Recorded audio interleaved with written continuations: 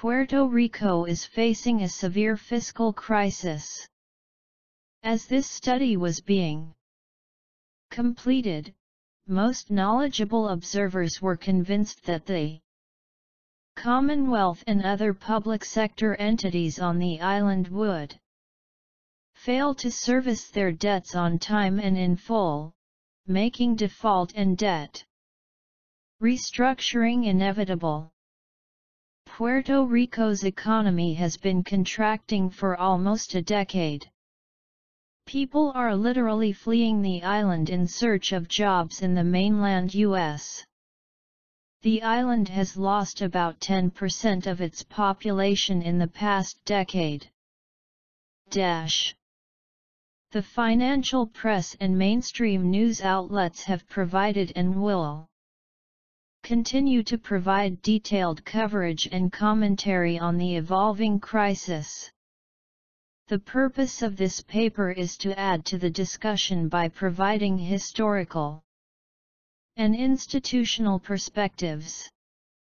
We explore how certain events in Puerto Rico's 118-year-long association with the United States produced economic and governing institutions unable to balance revenues and expenditures.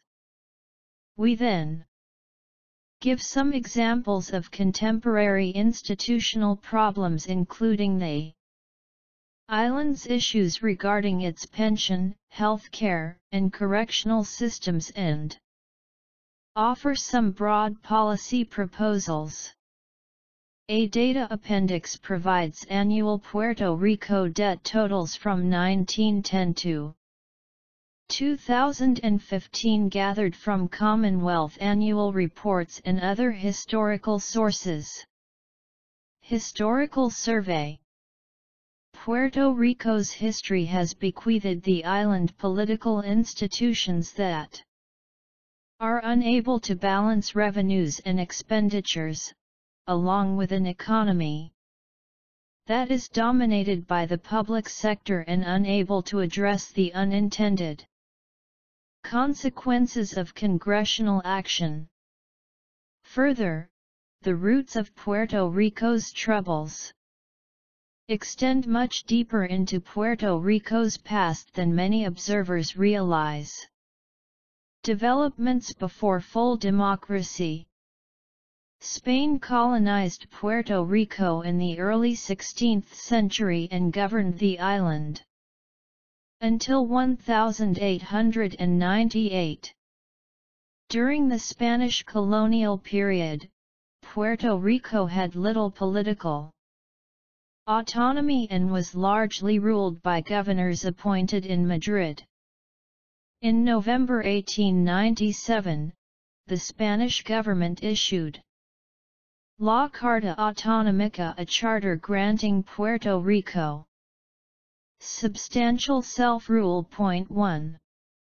Fernando Pico links the charter's implementation to the influence of Puerto Rico's autonomist party, which had been formed a decade earlier. 2. Others characterize the charter as a reaction to the growing independence movement in neighboring Cuba. 3. And to fear of U.S. intervention. 4. The United States invaded and occupied Puerto Rico during the Spanish-American War of 1898, stripping the new autonomous government of its powers and imposing military rule. 5. In April 1900, Congress passed the Foraker Act, restoring civilian government. The act provided for an elected lower legislative house, with both the territories' governor and upper house appointed by the U.S. President. 6. Still leaving the island with less autonomy than it had at the end of Spanish rule. Congress's approach to Puerto Rico differed from its Handling of other territories. Arizona, New Mexico, and Oklahoma, all territories at the time had fully elected legislatures. 7. It is especially notable that the Hawaiian Organic Act, also enacted in April 1900, gave Hawaii a territorial government in which both legislative houses were elected. 8. Like Puerto Rico, Hawaii was an overseas territory annexed by the United States in 1898, so the difference in their respective territorial constitutions appears to be discriminatory. One difference between Hawaii and Puerto Rico is that the former had an Anglo ruling class before annexation. 9. Suspicion of Puerto Rico's Spanish-speaking elite and condescension toward the territory's general public was cap. Turn this island over to the dominant class, and it will be Spanish in all but name 100 years from now. Make a District of Puerto Rico. Appoint a commission of citizens of the United States to govern it. Introduce a few hundred school teachers. Organize a system of free schools, teaching nothing but English, and in a few years a portion of these people can be safely admitted into the government. The people are a light-hearted, simple-minded, harmless, indolent, docile people, and while they gamble and are fond of wine, women, music, and dancing, they are honest and sober. They seem to realize that labor there has no reward, and that their existence is not much improved by the small share they receive of what they produce. Therefore they had just as well not labor at all. As ignorant and simple as they are, they hope a change of government will improve their miserable condition. 10. Aside from offering less democratic control, the 56th Congress declined to give Puerto Ricans U.S. citizenship, while granting it to Hawaiians. The lack of U.S. citizenship placed Puerto Rico residents in a legal limbo, unable to travel abroad without a U.S. government endorsement. 11. That inequity was resolved when Congress passed the Jones-Shafrath Act in 1917-12, which granted U.S. citizenship to any Puerto Rican who did not explicitly refuse it.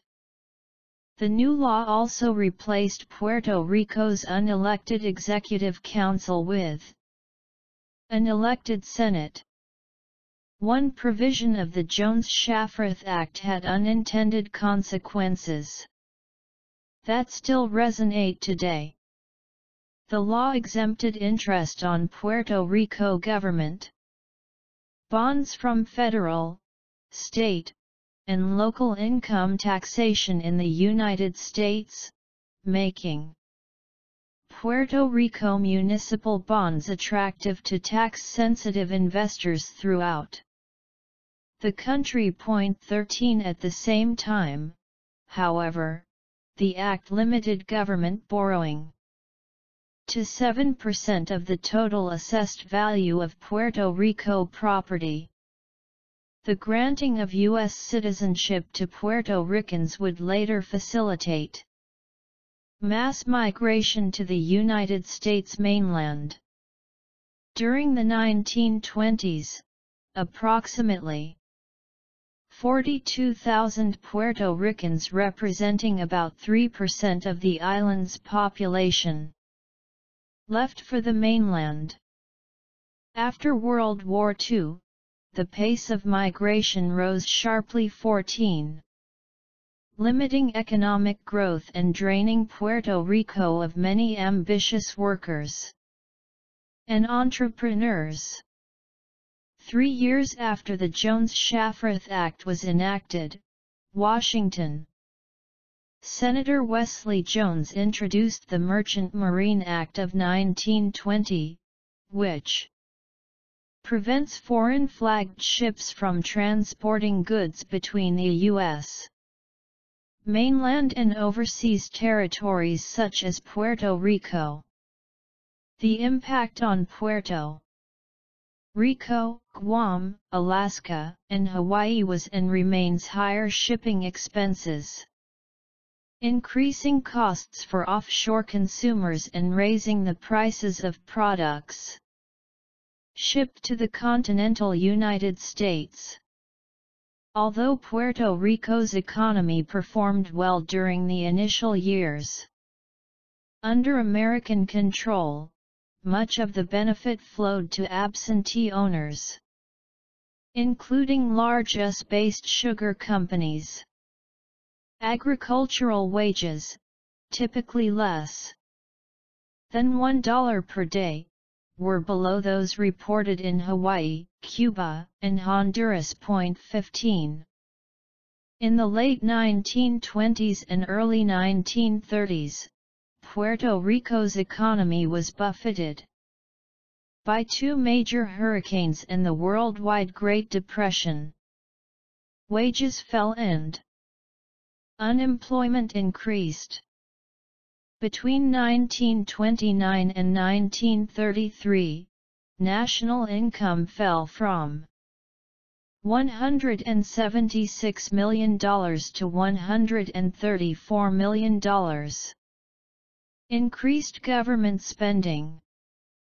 As a proportion of national income, the government sector increased from 20.7% in 1934 to 32.1% in 1939.17. Much of this growth is related to the establishment of the Puerto Rico Reconstruction Administration, a New Deal program that funded more than 100 work projects around the island.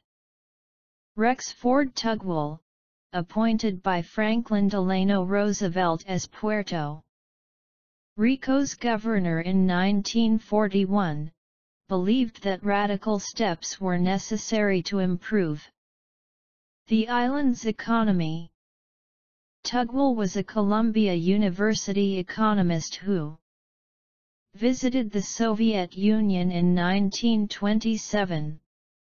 Impressed with the Soviet state's ability to produce goods and distribute prosperity more broadly, he hoped to bring the benefits of central planning to the United States. During Roosevelt's first term, Tugwell helped create and implement a number of New Deal programs, including the Agricultural Adjustment Administration, which paid farmers not to grow food.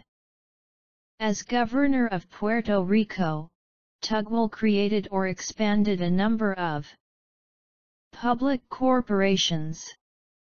These included the Water Resources Authority, which later became the Electric Power Authority, PREPA, the Aqueduct and Sewer Authority, PRASA, the Transportation Authority, which later became the Highway and Transportation Authority, PERTE, the Land Authority and the Government Development Bank, GDB. Public corporation borrowing also began under Tugwell in 1944. The Water Resources Authority issued a $20 million bond to purchase the Puerto Rico Railway, the Light and Power Company, and the Mayegas Light, power. An ice company effectively nationalizing most of the island's electric power supply.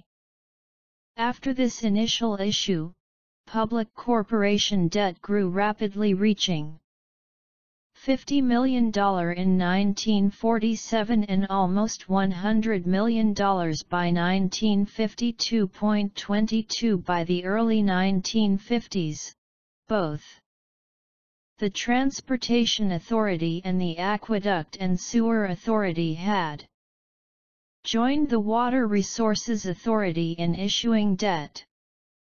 The rapid growth in borrowing by public corporations contrasted with relatively restrained debt accumulation by the insular government, later known as the Commonwealth Government, and by municipalities.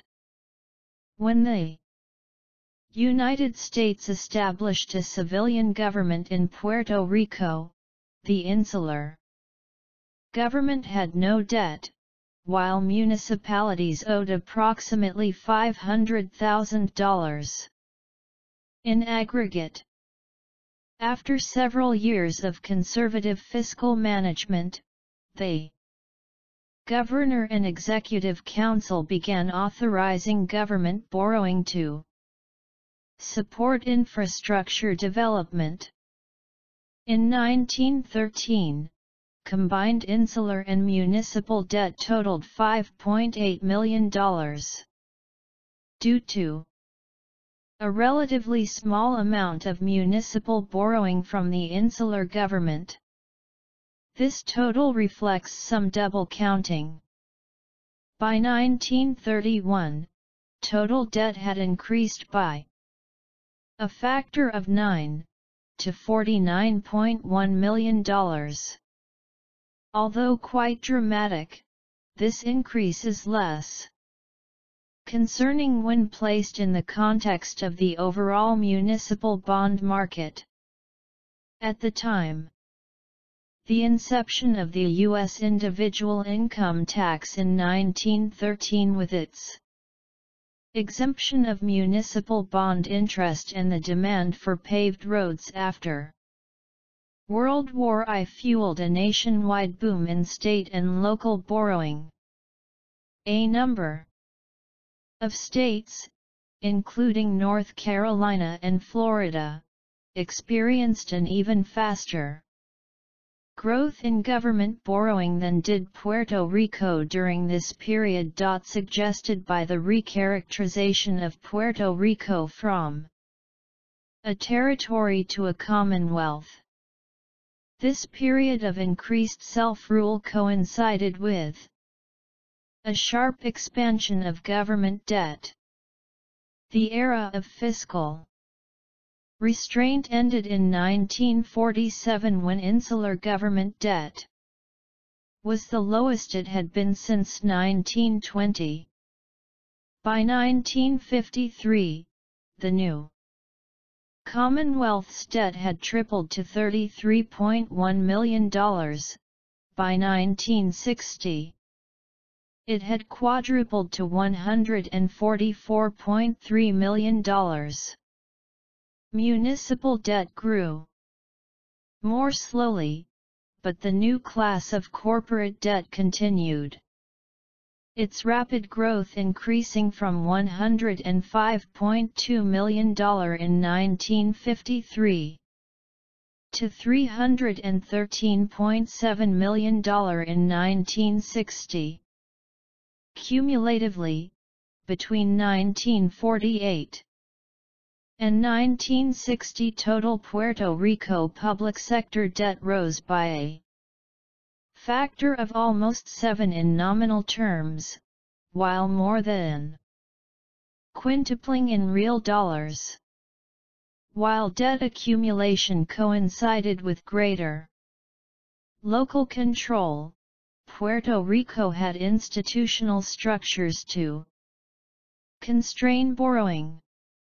Unfortunately, these structures, a balanced budget clause in the 1952 Constitution and a limit on government debt at 7% of assessed property valuations. Both failed. Constitutional balanced budget requirement. In 1950, the U.S. Congress passed the Puerto Rico Federal Relations Act, PL 81-600, allowing Puerto Rico to hold a plebiscite on the issue of rewriting the island's constitution. Citizens of Puerto Rico overwhelmingly voted in favor of electing delegates to establish their own constitution. In 1951, 92 delegates were elected to draft a constitution. These delegates convened for the Constitutional Convention throughout 1951 and 1952. During the convention, the delegates established the fundamental tenets of self-governance, modeled after the principles of the U.S. Constitution and Bill of Rights. Convention delegates debated various sections of the proposed Constitution. One such debate, involving Victor Gutierrez Franqui and Luis Negrin López, had major implications for Puerto Rico's fiscal future.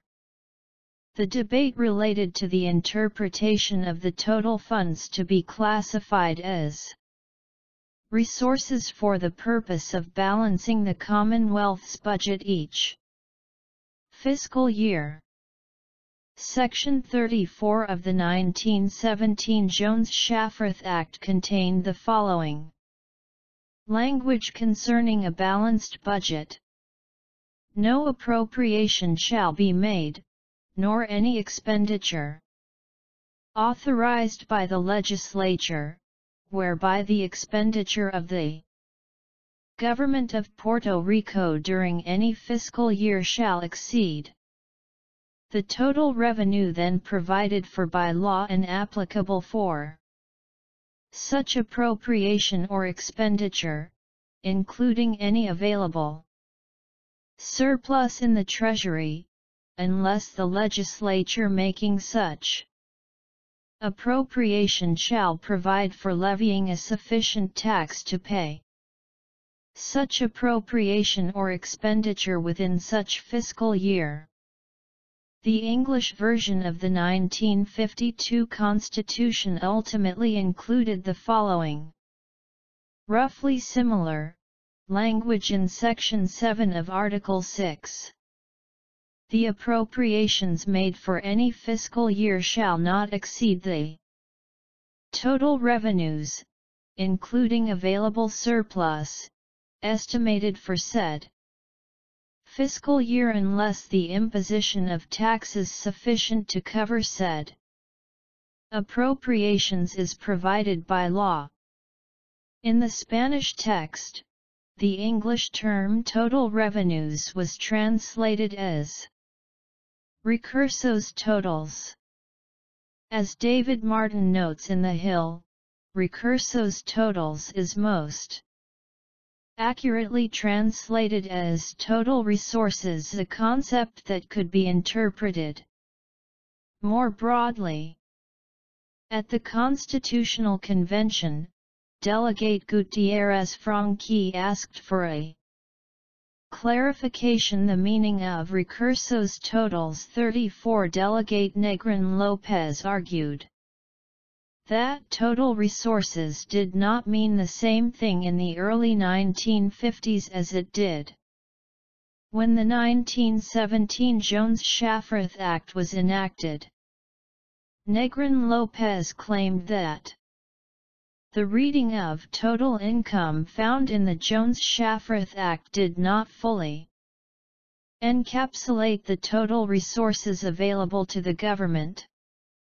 35 The convention decided to adopt a looser interpretation of funds available for the government vis-a-vis the 1917 Act. This interpretation included revenues from taxation, surpluses, royalties, federal assistance, and, most importantly, funds obtained through the sale of bonds. By allowing debt proceeds to be used as a tool to balance the budget, the convention opened the door to recurring operating deficits. In 1974, Puerto Rico Attorney General Francisco de Jesus Shug provided guidance regarding the legal extent of the two keywords mentioned earlier. Recursos totals, as they should apply to the finances of the Commonwealth. Government. 36 The Attorney General ruled that the 1951 delegation intended to provide the word resource with the most general definition. 37 The Attorney General's decision goes on to note that the legislative intention during the constitutional debates was to expand the availability of financial mechanism and resources available for public management. 38 The Attorney General, a gubernatorial appointee, thus offered an interpretation that supported the continued deficit spending. Had the matter advanced to the Puerto Rico Supreme Court, the outcome may not have been much different because appointed courts like those in Puerto Rico display less independence than separately elected courts. In an extensive analysis of U.S. state spending and fiscal institutions, David Primo finds that states with elected courts more effectively enforced budget limitations than those with appointed judges. This empirical finding is consistent with theory. As Primo explains, the ultimate arbiters of constitutional rules are the courts. Certain types of judges may be more inclined to aid and abet the legislative and executive branches in playing fast and loose with constitutional budget rules. The success of balanced budget rules can be compared by distinguishing between elected and appointed jurists. The former are less likely to be beholden to the legislature or the governor, as they are selected by the electorate, and are therefore not inclined to rubber stamp legislative actions. While budget disputes rarely wind their way to a state high court, it may be that the threat of effective enforcement is enough to obtain compliance with the rules. Relaxation of the public debt ceiling. The 1917 Jones-Shafrath Act also limited Puerto Rico's bonded indebtedness to 7% of assessed taxable property value. The limit applied to the total of insular and municipal debt. In 1950, Congress revised this limitation. The Puerto Rico Federal Relations Act provided for a split debt limit, 10% of assessed valuation in certain major cities and 5% for the rest of the island. By the mid-1950s, Government Development Bank officials became concerned that this limitation would impede the government's borrowing program, and they started searching for ways around it. Options included creating special purpose districts whose borrowing would not count toward the congressionally imposed limit or convincing Congress to remove the limit. In 1961, Congress amended the Puerto Rico Federal Relations Act to remove the federally imposed debt limit once Puerto Rico voters ratified a constitutional amendment with debt limitation language. Point 42. The amendment, approved by voters on December 4, 1961, contains significantly weaker debt limitation language. Point 43. Municipalities were allowed to borrow between 5% and 10% of assessed value on their own, without including Commonwealth debt in the calculation. The Commonwealth itself no longer had a debt limit based on assessed valuation. Instead, the amendment imposed a 15% ceiling on debt service, principal, and interest payments, as a percentage of tax revenues. It thus became possible for the governor and legislature to borrow more if they increased tax rates, an option that did not exist under the assessed value-based limits prevailing before 1961. Finally, the Commonwealth borrowing limit only applied to bonds or notes for the payment of which the full faith, credit and taxing power of the Commonwealth shall be pledged. The constitutional language does not apply to bonds backed by a single tax. Ultimately, the Puerto Rico government would avail itself of this loophole by creating COFINA, an entity that issues bonds backed exclusively by Commonwealth sales tax revenues. Point 44. None of these limits appear to apply to public corporation debt, which is theoretically backed by revenues from user fees. But to the extent that public corporation operating losses were offset by subsidies from Puerto Rico's general fund, their debt is partially serviced by tax revenues, thereby defeating the purpose of the original borrowing limit. More recent developments: the development of public corporations, the hollowing out of the Commonwealth's constitutional balanced budget requirement, and the relaxation of borrowing limitations abetted Puerto Rico's debt accumulation in the years after World War II. As we saw earlier, Commonwealth and corporate debt increased sharply between 1947 and 1960. Debt outstanding continued its rapid rise in the 1960s and 1970s. Commonwealth debt outstanding rose from $144 million to more than $1.6 billion during this period, while corporation debt skyrocketed from $314 million to more than $5.2 billion. In real terms, public sector debt quintupled between 1960 and 1980. By the early 1980s, Puerto Rico's debt burden had already become a cause for concern. In a 1982 article, local economist Tisborn Shotaijit warned about the rapid growth of the island's debt burden.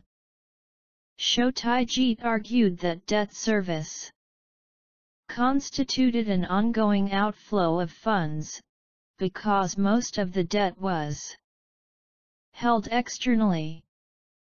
He also expressed concern that the long life of the debt meant that it would become a burden on future generations, and he further observed that proceeds from newly issued bonds were often being used to pay principal and interest on previously issued bonds rather than to build infrastructure.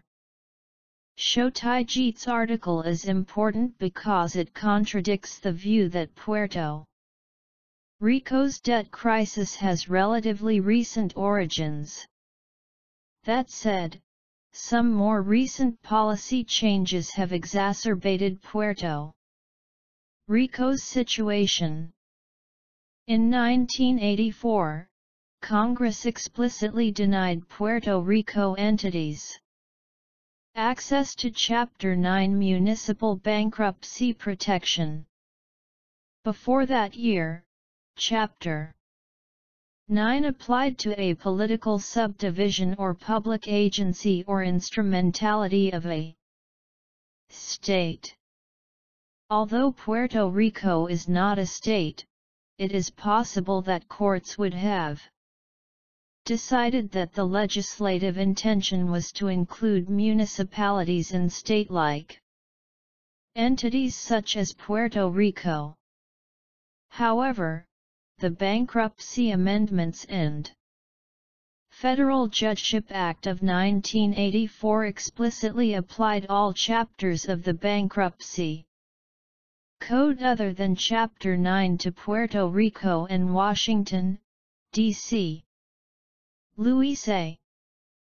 Fairsager reviewed the legislative record and found no rationale for this provision, which does not appear to have been debated. The language apparently received little thought at the time, perhaps due to Puerto Rico's lack of a representative with voting power in Congress. In 2014, the Puerto Rico legislature enacted the Puerto Rico Debt Enforcement and Recovery Act, creating a bankruptcy process for municipalities and public corporations analogous to Chapter 9. Thus far, U.S. courts have ruled that Congress's exclusion of Puerto Rico municipalities from Chapter 9 preempts the Puerto Rico law and have thus not allowed it to take effect. However, Boston First Circuit Appeals Judge Juan Torruella argued in his opinion that Congress's 1984 Act deviates from the constitutional requirement for nationally uniform bankruptcy statutes and does so for no particular reason. As of this writing, the U.S. Supreme Court has granted certiorari to Puerto Rico's appeal of the lower court's decision. Finally, a number of observers have attributed Puerto Rico's fiscal crisis to the phase-out of Section 936 of the Internal Revenue Code, which had exempted corporate income earned in Puerto Rico from taxation. Although Section 936 was added to the code in 1976, it replaced a variety of other corporate tax benefits dating back to 1921. Congress phased out the exemption over a 10-year period starting in 1996. At the end of the phase-out period in 2006, Puerto Rico entered a recession, which has largely continued until today. Congress's repeal of Section 936 was one of a number of federal legislative actions that had the unintended consequence of exacerbating Puerto Rico's current debt crisis. As we have seen from this historical sketch, other congressional actions that contributed were 1. The triple tax exemption on Puerto Rico. Municipal bond interest. 2. Restricting foreign flagged ships from transporting goods between the mainland and Puerto Rico. 3. The granting of U.S. citizenship to Puerto Rico residents. 4.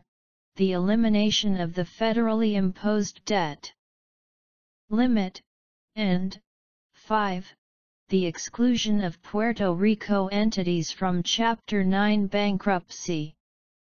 Although a number of these measures appear to be well-intentioned, they all had the unintended consequence of encouraging debt accumulation beyond Puerto Rico's fiscal capacity, by facilitating debt accumulation, by limiting economic growth and thus fiscal capacity, or by preventing excessive debts from being restructured.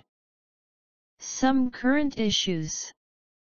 Now that we have provided the historical perspective, we will survey 4 areas of Puerto Rico's contemporary fiscal dysfunction.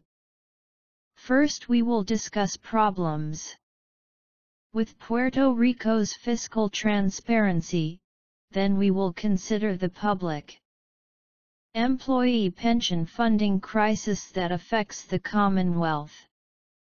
Third and fourth, we will examine 2 specific categories of expenditure that are displaying serious excesses: corrections and healthcare administration. Fiscal transparency. Former World Bank chief economist Ann Kruger and her co-authors, Ranjit Teja and Andrew Wolf, find that the accounting systems in Puerto Rico do not permit timely and reliable monitoring of fiscal trends. 54. They note that the Commonwealth's annual audited financial statements are not timely and that interim reports are incomplete. We discuss each of these issues in this section. U.S. governmental units that issue municipal bonds or receive federal grants in excess of $750,000 are generally required to file annual audited financial statements. These reports usually follow standards established by the Governmental Accounting Standards Board. In the municipal finance industry, these statements are usually known as comprehensive annual financial reports, CAFRs. Truth in Accounting, a not-for-profit organization that studies government financial filings, monitors the timeliness of CAFRs issued by the 50 states. According to the organization's statistics, the average lag between the end of the fiscal year and the publication of a state's CAFR was 188 days in 2013 and 192 days in 2014. This level of timeliness compares poorly with that of publicly traded companies, which typically file financial statements within 90 days of year-end. The states with the worst timeliness were Illinois and New Mexico. Illinois took 243 days to publish its 2013 CAFR and 255 days to publish its 2014 CAFR. New Mexico took 364 days to publish its 2013 CAFR and 407 days to publish its 2014 CAFR. 58. Puerto Rico's CAFR publication performance compares poorly to that of the 50 states. The Commonwealth's financial statements for the fiscal year ending June 30, 2013, appeared 365 days later on June 30, 2014. As of February 1, 2016, the Commonwealth's 2014 CAFR has yet to appear.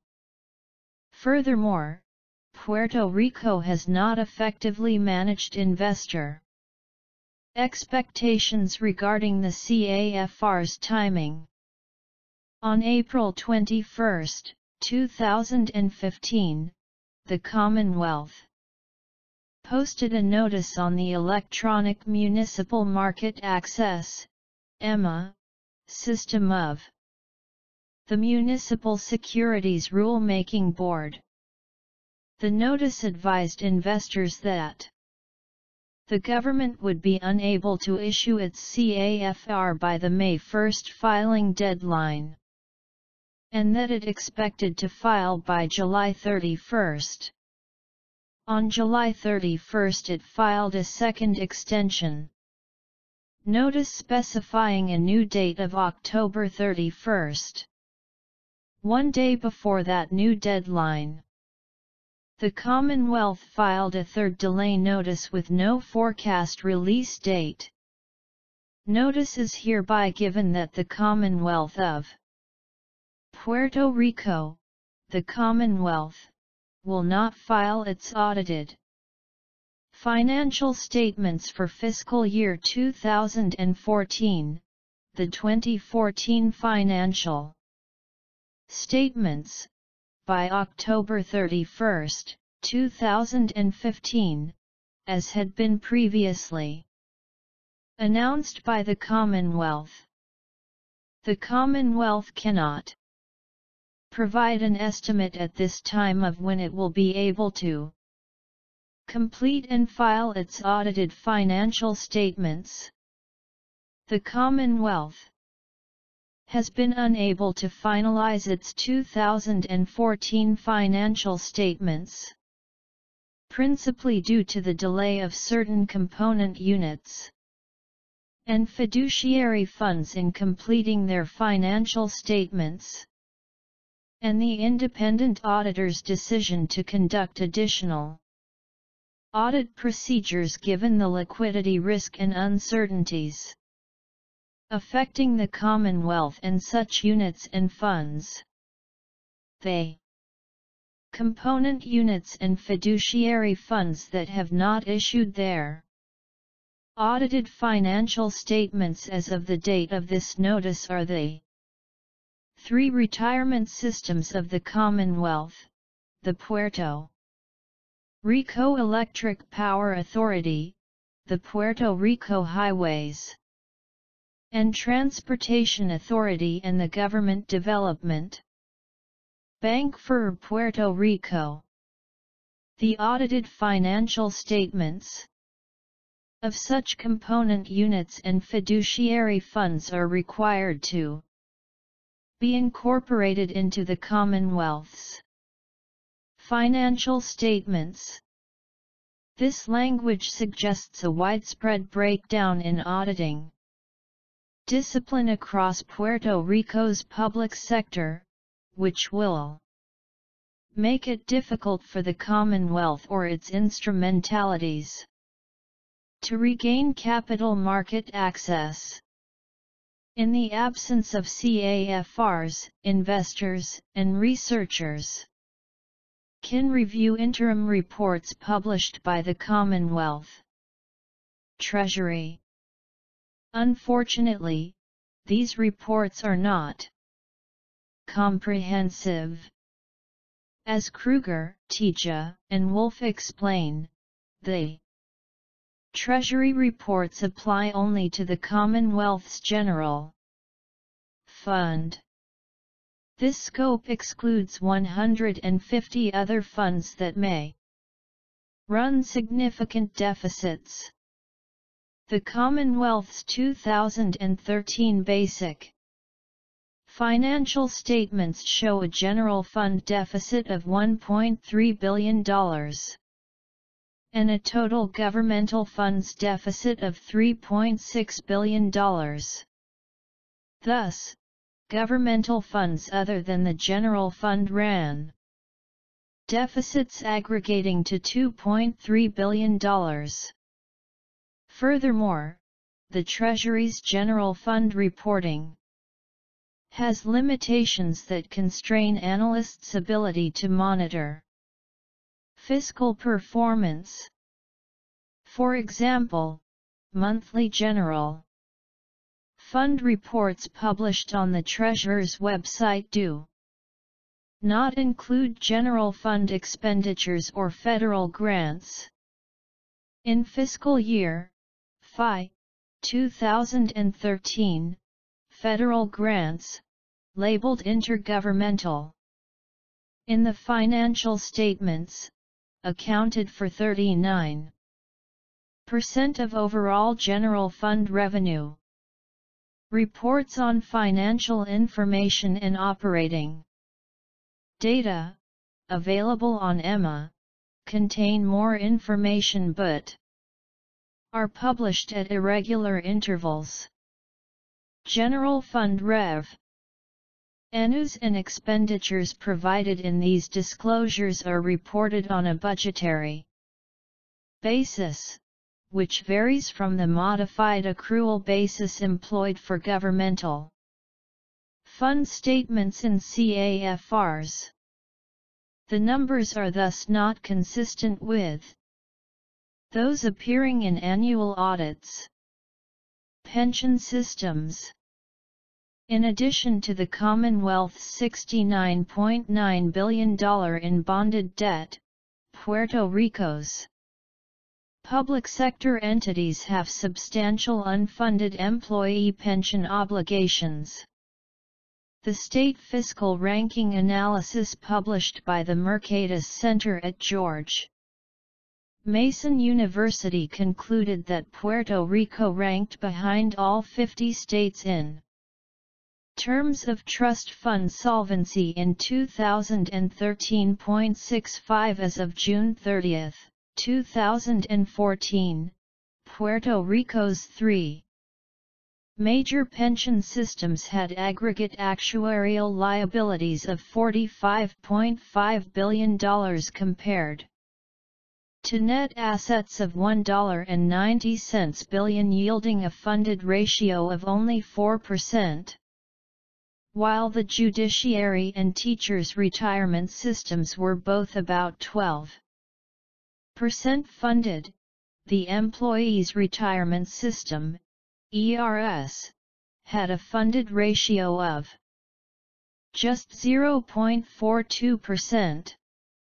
During the 2015 fiscal year, the ERS exhausted its remaining net assets, compelling the system to either operate on a pay-as-you-go basis or fail to make promised benefit payments.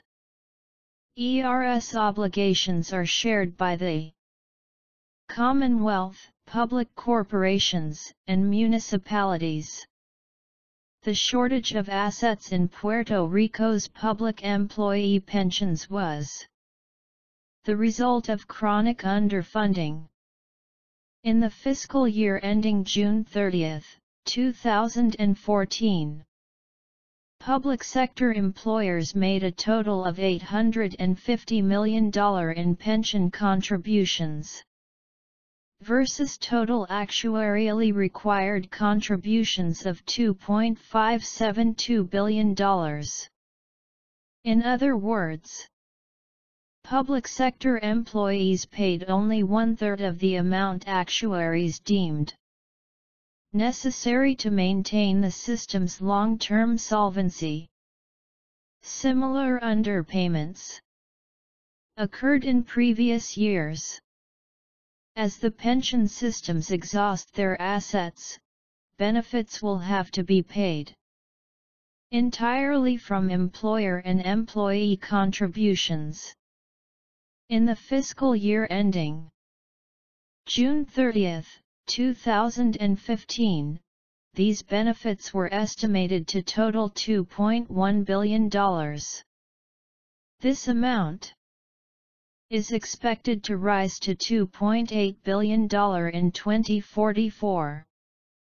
As the ERS's assets diminished, the Commonwealth resorted to using pension obligation bonds, POBs. When governments or retirement systems issue POBs, they are essentially gambling that the investment returns they receive on the borrowed funds will exceed their borrowing costs. Between January and June 2008, the ERS issued 3 series of POBs with a total face value of $2.95 billion. Interest rates ranged from 5.85% to 6.55%. Not all the bond proceeds were available to invest. The ERS paid $9 million, or 0.31% of proceeds, in upfront borrowing costs. For the POB to pay off, ERS investments would have to also offset these issuance costs. Further, $82 million of the bond proceeds were deposited in reserve accounts required under the bond agreement to protect investors. These funds must be kept in very liquid accounts, paying little or no interest. Because some proceeds were required to cover issuance costs and protect investors, the ERS would have had to realize returns well in excess of the 5.85–6.55% interest costs for the bond deal to be a net positive. Unfortunately for Puerto Rico, the POBs were not a net positive. In the fiscal year ending June 30, 2009, the year immediately following the POB issuance, the ERS suffered a 13% loss on its investments. Although performance improved in subsequent years, the system's investment portfolio was unable to fully recover due to the need to pay benefits in excess of employer and employee contributions. The timing of the ERS's POB issuance at the onset of the Great Recession was particularly unfortunate, but POBs are generally not a good solution for pension underfunding. Aside from the issuance costs and interest expenses they generate, these bonds encourage governments to underfund their pension obligations. Alan Sloan and Cesare Podkul found that 3/4 of the largest POB issuers failed to make full actuarially required contributions in the years after issuance, and a majority used proceeds to pay benefits borrowing from the future to pay today's expenses.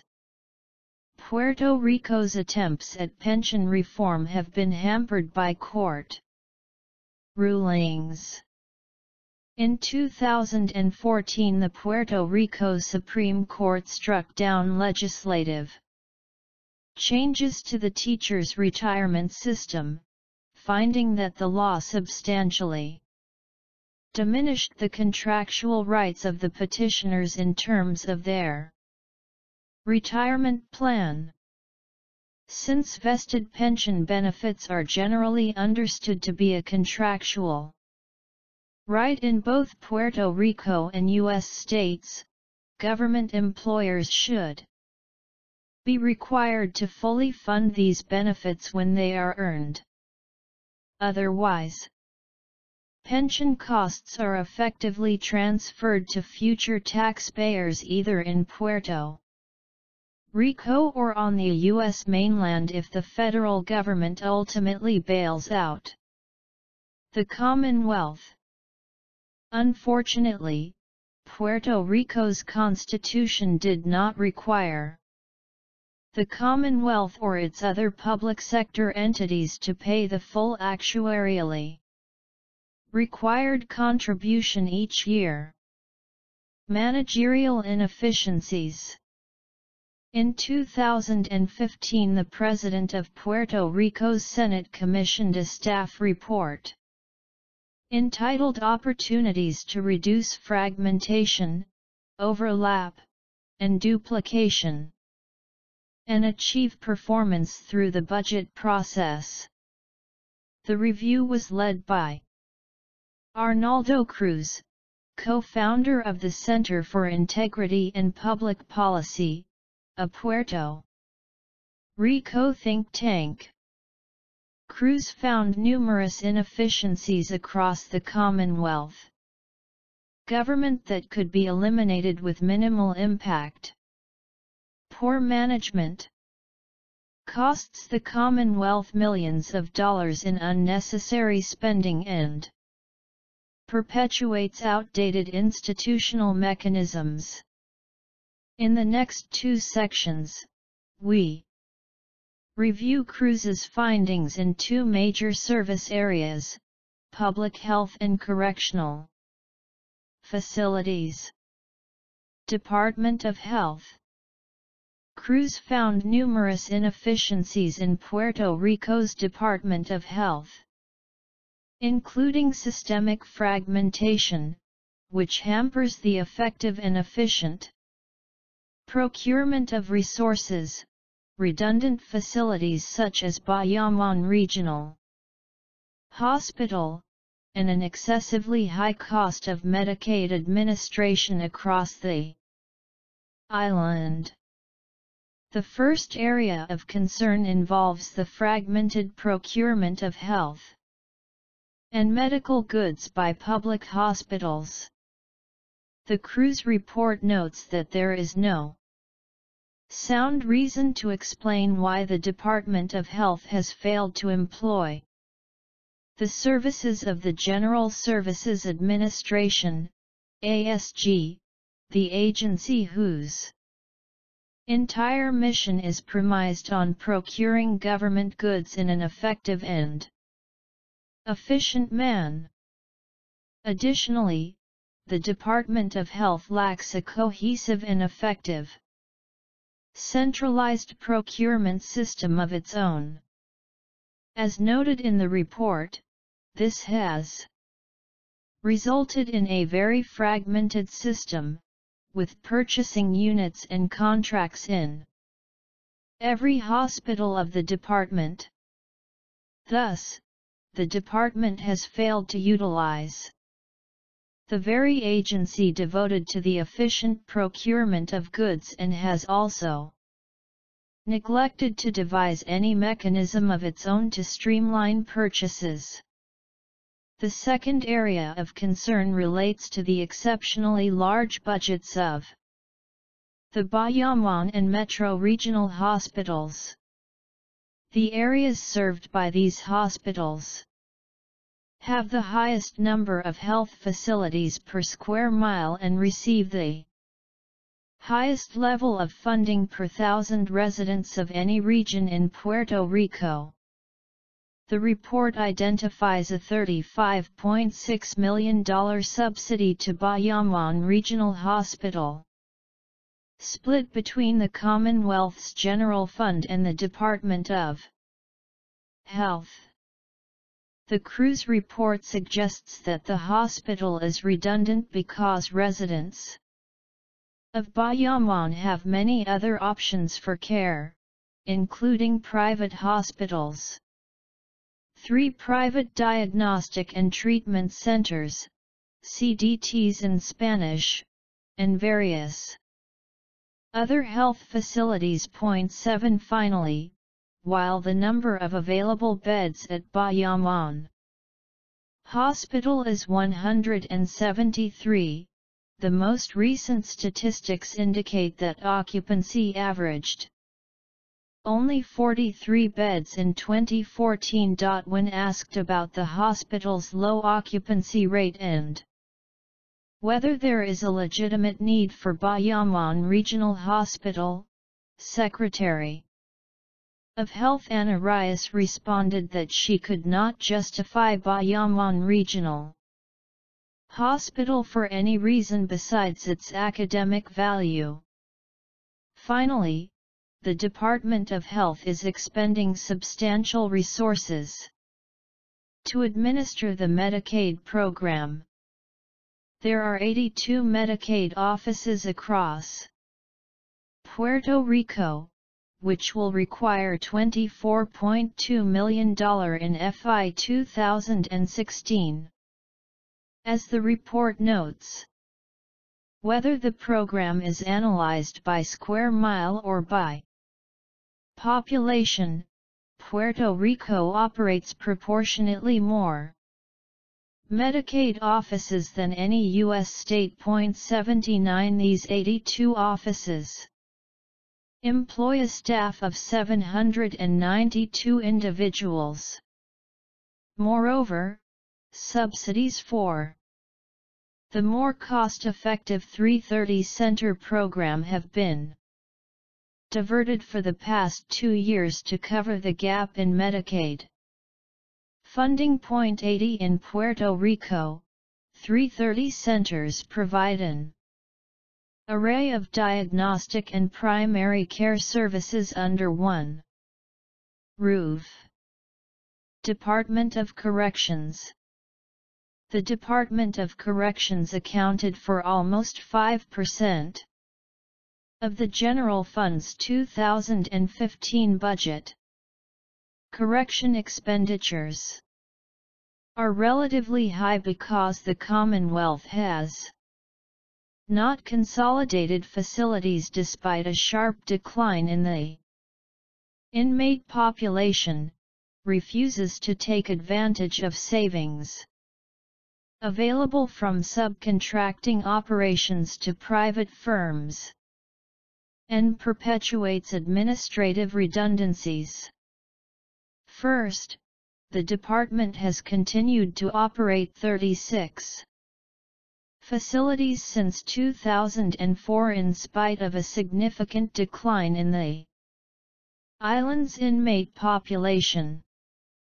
As a result, 20% of beds are unused in adult facilities, while 50% of beds at juvenile institutions are not utilized.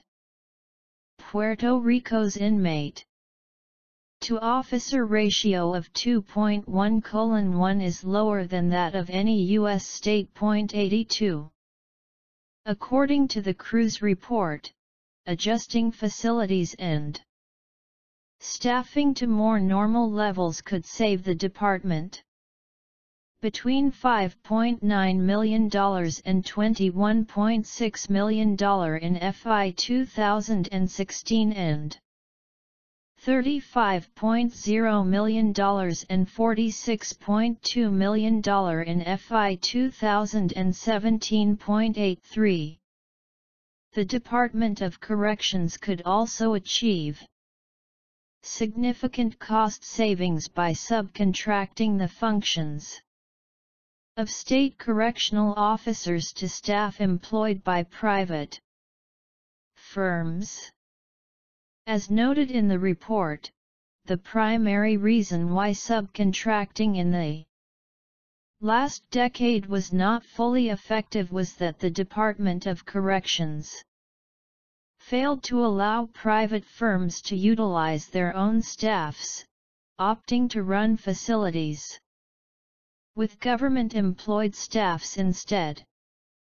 If the Department of Corrections committed to a full public-private partnership, it could save between $6.1 million and $9.0 million in FY 2016 and between $12.1 million and $18.0 million in FI 2017.84.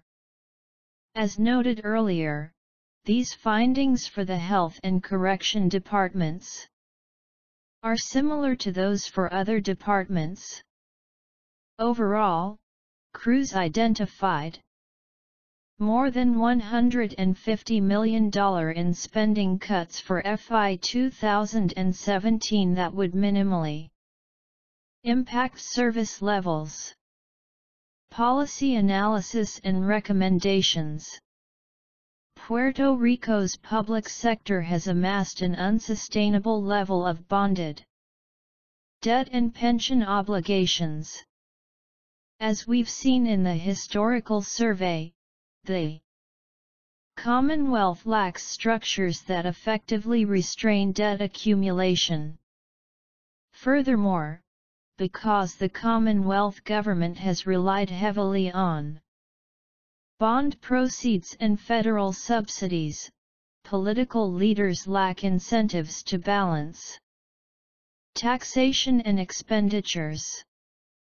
The electorate receives benefits from government expenditures that exceed the taxes it contributes, so officials who take steps to promote fiscal sustainability are unlikely to maintain political support. Additional borrowing no longer seems feasible. In this respect, it is important to recognize that Commonwealth entities had effectively lost access to capital markets even before leadership broached the idea of defaulting. In March 2014, the Commonwealth sold general obligation bonds at a yield of 8.73%, more than 500 basis points above the benchmark yield for U.S. municipal bonds. 0.85. In the absence of inflation, borrowing at this level of cost cannot be a long-term solution.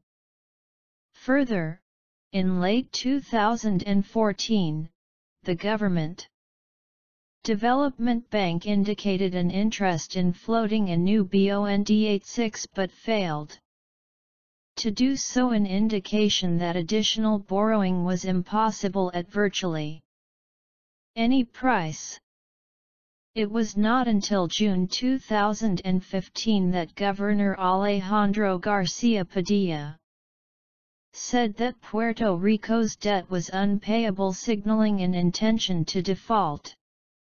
Even if Garcia Padilla is replaced in 2017 with a new governor more willing to accommodate bond investors, it seems unlikely that the capital markets will provide affordable funding. Consequently, Puerto Rico would have to run surpluses for several years to pay down its existing debt while avoiding further defaults.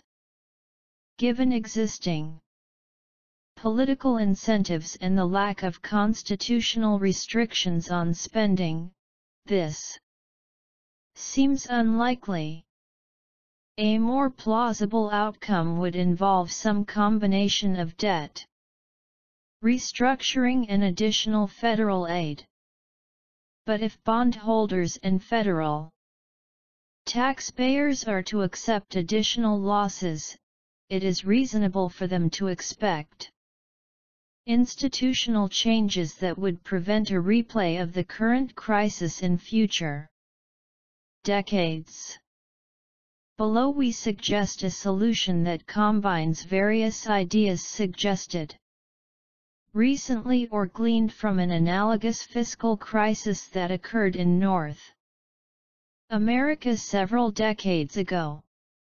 After World War I, Newfoundland an island 900 miles northeast of Portland, Maine, incurred repeated large deficits during a long-term economic malaise. At the time, Newfoundland was an autonomous British colony with a century-long tradition of democratic self-government.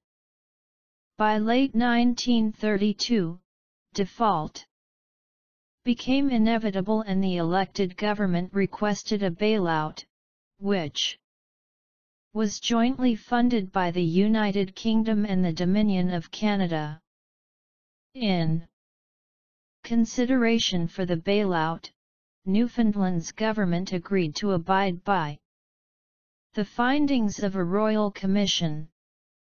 This commission recommended replacing the elected government with a body consisting of appointees evenly divided between Newfoundland residents and outsiders. This unelected governing commission took over in 1934. 15 years later, it was replaced by an elected Parliament and the former British colony was admitted to Canada as the province of Newfoundland and Labrador. The unelected government eliminated Newfoundland's debt and left a small cash surplus for the elected government that took over in 1949. Unfortunately, Canadian provinces generally do not have balanced budget requirements, so deficit spending returned. In the 54 fiscal years from 1949 to 2003, Newfoundland ran 51 deficits. The province faced fiscal crises in the early 1990s. And again in the years after 2000 before higher oil prices brought economic improvement and fiscal stability. This history suggests that an unelected government can be effective at resolving debt, but when democracy returns, it must be accompanied by strong constitutional spending and borrowing restraints like those that prevail in most U.S. states. In this latter regard, it is instructive to note that most Canadian provinces are struggling under much larger debt burdens than those confronting U.S. states. Full replacement of the elected government by an appointed body may not be necessary, especially since legislatures address many issues that have minimal fiscal implications. When New York City became insolvent in 1975, the state imposed an emergency financial control board without removing the elected mayor and council. In applying an undemocratic solution to Puerto Rico, it is worth recalling that the island has faced numerous anti-democratic interventions, beginning with the U.S. invasion in 1898, which overturned an autonomous government. Furthermore, had Puerto Rico been treated like Hawaii, a territory taken over by the U.S. in the same time frame, it would have attained statehood and probably avoided its current troubles.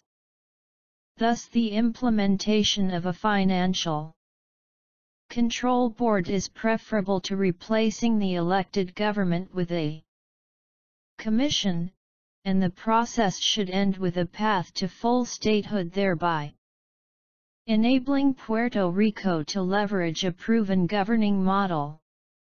Consequently, we recommend the imposition of a strong financial control board that has the power to adjust all Commonwealth obligations including debt service, pensions, and service commitments. The control board should also have access to a federal appropriation that can be used to reduce the sacrifices imposed on Puerto Rico's stakeholders. Once the Financial Control Board's work is finished, Puerto Rico will require a new governing paradigm that restores autonomy while encouraging solvency. Decision-makers would be well advised to avoid bespoke governing arrangements like those that have prevailed in Puerto Rico over the last 118 years. Independence and statehood are both options, but if the Commonwealth arrangement is to be retained, Puerto Rico should at least have a revised constitution that is more like those operating in U.S. states. Such a constitution would apply the best spending and debt control practices followed by American states, including a balanced budget requirement enforced by an elected judiciary, 2/3 voter support for new general obligation debt, and restrictions on other forms of borrowing. If the Constitution protects public pensions, it should also oblige the governor and legislature to make the full actuarially required contribution each year. The Financial Control Board is an appropriate solution for Commonwealth debt, especially since giving the Commonwealth access to Chapter 9 of the bankruptcy law could set an unwanted precedent of extending bankruptcy protection to U.S. states. The concern about setting precedents does not apply to Puerto Rico municipalities and public corporations. On the mainland, entities in these categories have successfully resolved their debts through the bankruptcy process. One case-specific change may be appropriate for Puerto Rico public corporations. As we saw in the history discussion, these corporations owe their existence to New Deal-era policies that gave rise to large, state-owned business enterprises. However, the privatization movement that began under Margaret Thatcher in the United Kingdom has provided substantial evidence that denationalization, when implemented properly, can transform inefficient state enterprises into competitive market institutions. We suggest privatizing PREPA, PRASA, PERTE, and other public corporations and giving bondholders shares in the newly privatized firms, in lieu of some or all of their debt holdings. Conversion of debt to equity is common in private sector bankruptcies 90s, so it seems reasonable to apply this approach to newly privatized utilities. Following the best practices of Thatcher-era privatizations, remaining shares in the denationalized corporations should be spread widely among the Puerto Rico public to encourage political support and avoid cronyism. Conclusion. Over the last 8 decades, no U.S. state has faced a fiscal crisis equaling the one now afflicting Puerto Rico. A major reason that the state fiscal model works relatively well is that it was created in reaction to the frequent insolvencies afflicting states during the 19th century. To avoid further defaults, framers included constitutional mechanisms to limit operating deficits and borrowing. Unfortunately, the Commonwealth of Puerto Rico did not benefit from this evolution in state fiscal management. While unelected, non-native governors left the Commonwealth with relatively little debt, they also created New Deal-style public corporations that issued large volumes of bonds. Meanwhile, as soon as popularly elected governors assumed office in the late 1940s, they rapidly expanded Commonwealth borrowing. Although the 1952 Puerto Rico Constitution tried to mimic balanced budget requirements in U.S. states, the benefits were mainly lost in translation before being interpreted away by an appointed Attorney General. Various congressional reforms of the U.S. colonial relationship with Puerto Rico had long-term unintended consequences that have exacerbated the current crisis. Granting a nationwide tax exemption to interest on Puerto Rico bonds greatly increased the demand for Commonwealth debt securities, creating an incentive toward overborrowing. Allowing free emigration from Puerto Rico to the mainland United States without creating adequate job opportunities in the Commonwealth has resulted in the loss of many gifted and ambitious residents, and, more recently, an overall decline in population. Taxing corporate income in Puerto Rico has tipped the island's economy into a chronic recession. Mandating the use of US-flagged vessels has increased consumer prices and hampered exports. This history bequeathed Puerto Rico a Commonwealth government unable to balance revenues and expenditures without heavy dependence on bond proceeds and federal grants. It also left the island with inefficient state-run enterprises that took on excessive debt. Puerto Rico will eventually emerge from the current crisis through some combination of federal subsidies and debt adjustment. New crises will be almost inevitable in the absence of major institutional change.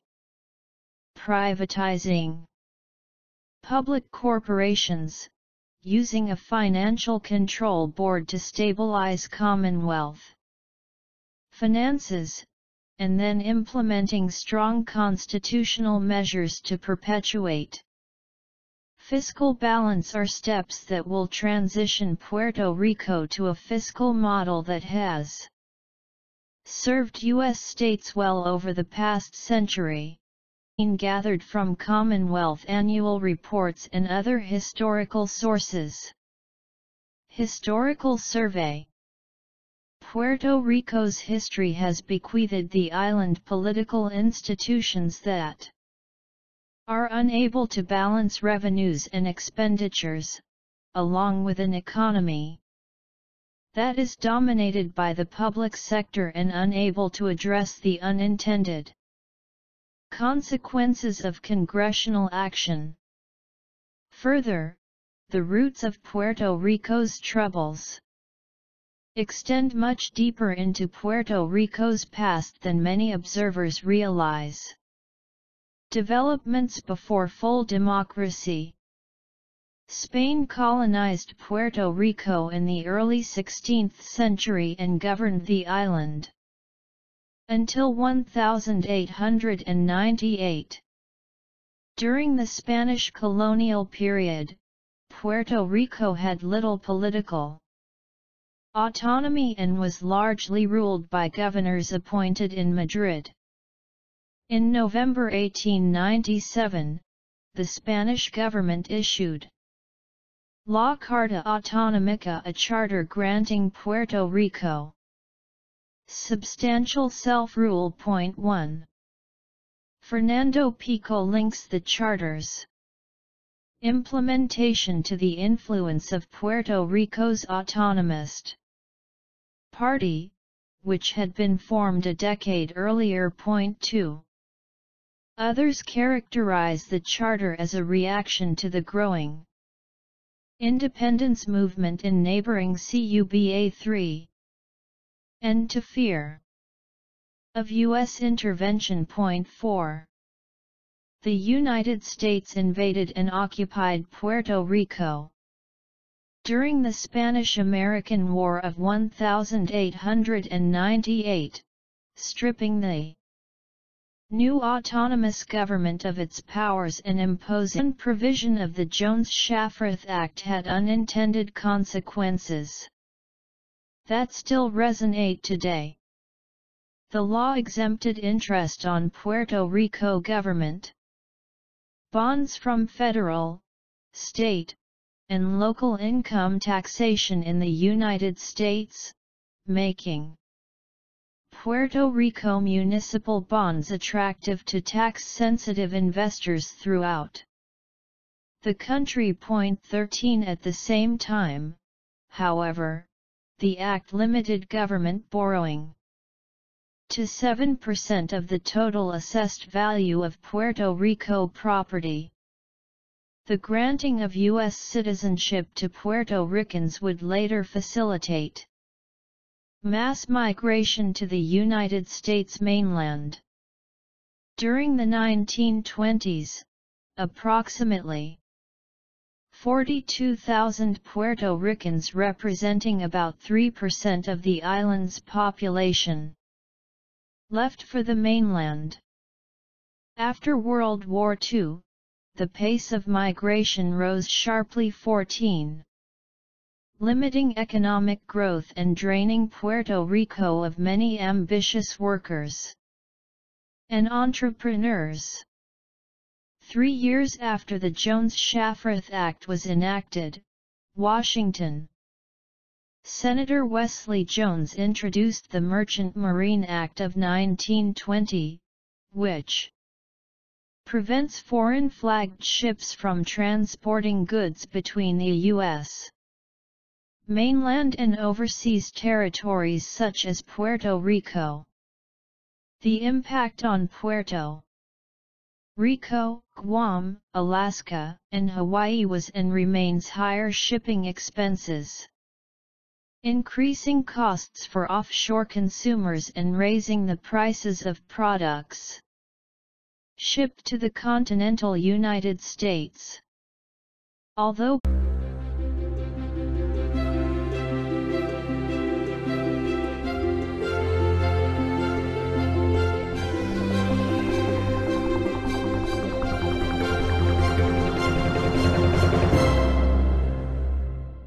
Puerto Rico is facing a severe fiscal crisis. As this study was being completed, most knowledgeable observers were convinced that the Commonwealth and other public sector entities on the island would fail to service their debts on time and in full, making default and debt restructuring inevitable. Puerto Rico's economy has been contracting for almost a decade. People are literally fleeing the island in search of jobs in the mainland U.S. The island has lost about 10% of its population in the past decade. The financial press and mainstream news outlets have provided and will continue to provide detailed coverage and commentary on the evolving crisis.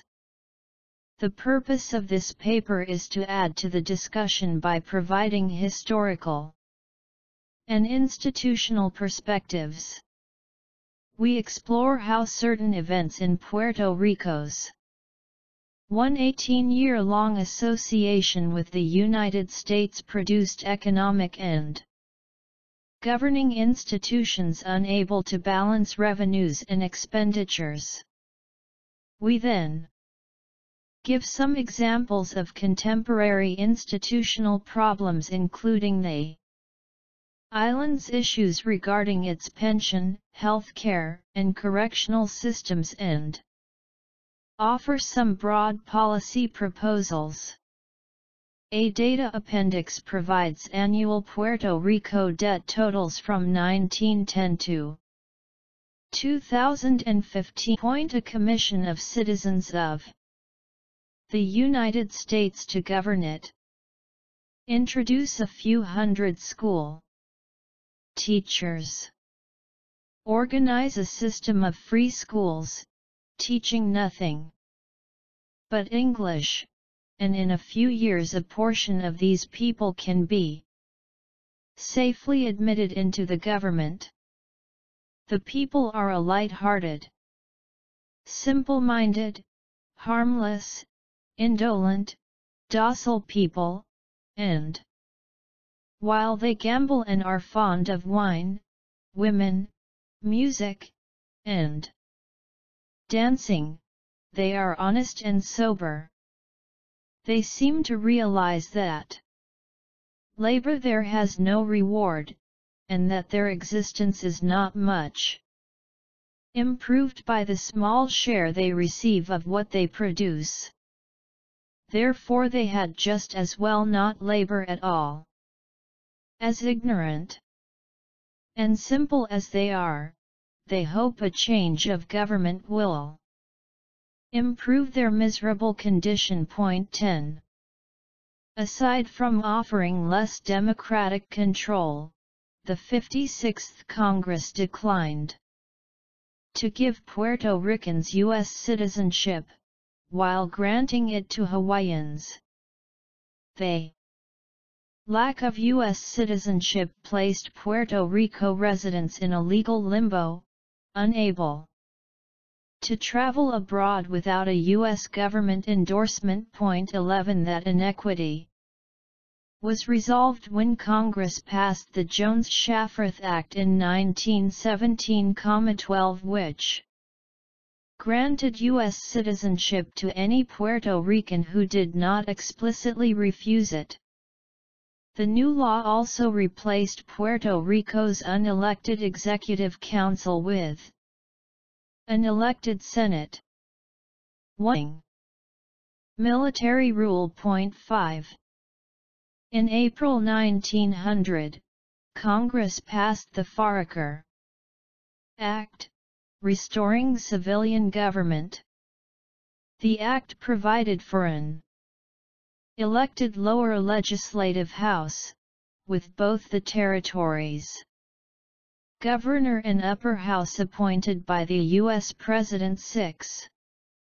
Still leaving the island with less autonomy than it had at the end of Spanish rule. Congress's approach to Puerto Rico differed from its handling of other territories. Arizona, New Mexico, and Oklahoma, all territories at the time, had fully elected legislatures. 7. It is especially notable that the Hawaiian Organic Act, also enacted in April 1900, gave Hawaii a territorial government in which both legislative houses were elected. 8. Like Puerto Rico, Hawaii was an overseas territory annexed by the United States in 1898, so the difference in their respective territorial constitutions appears to be discriminatory. One difference between Hawaii and Puerto Rico is that the former had an Anglo ruling class before annexation. 9. Suspicion of Puerto Rico's Spanish-speaking elite and condescension toward the territory's general public was cap. Turn this island over to the dominant class, and it will be Spanish in all but name 100 years from now. Make a district of Puerto Rico.